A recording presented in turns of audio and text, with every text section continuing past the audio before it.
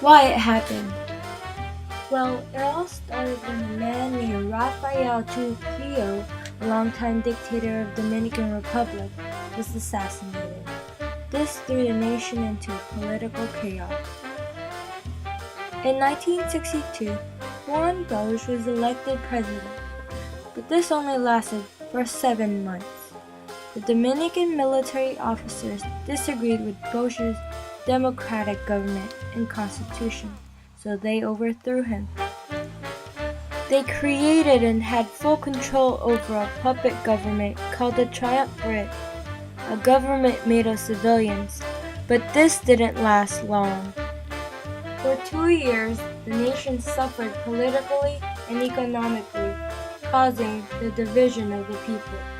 This led to a civil war. It was between the constitutionalists who supported the return of Bosch and a group of army officers against the loyalists, who were made of civilians that feared a communist uprising with the rest of the armed forces. Well, you may be wondering, what happened?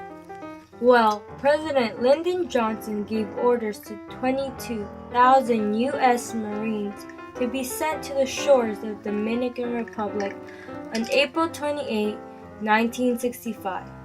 Their main goal was to stop the Civil War and restore order between the Loyalists and the Constitutionalists.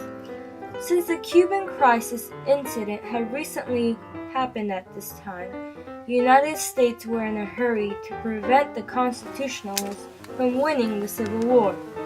They feared that Bosch would allow a communist takeover of the Dominican Republic. What were the effects? Within a few weeks, they were able to successfully deflate the tensions, and with the help of the Organization of American States, they established a democratic government and created free elections. Not everyone agreed with the occupation because they believed that the United States was using violence in negotiating with the Dominican Republic. They even started to call the event the gunboat diplomacy. The disagreement would cause several nations in the future to turn away from the United States and basically turning away from democracy. Why is this important? Well, if it were not for President Johnson's quick actions, the Dominican Republic would have developed into a communist nation. The United States was able to bring peace and order to the Dominican Republic, and most importantly, forestalled the rise of communism. Although the Latin nations did not agree with the actions of the United States, it was a small victory against the Soviet Union in the long struggle of winning the Cold War.